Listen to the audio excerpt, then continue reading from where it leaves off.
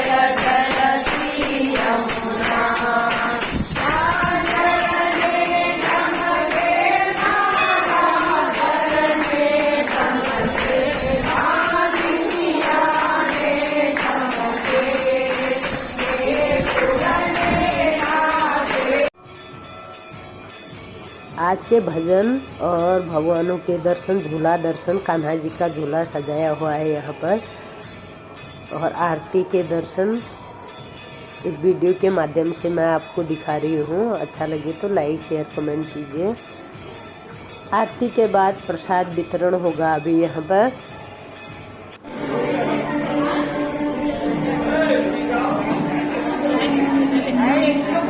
अच्छा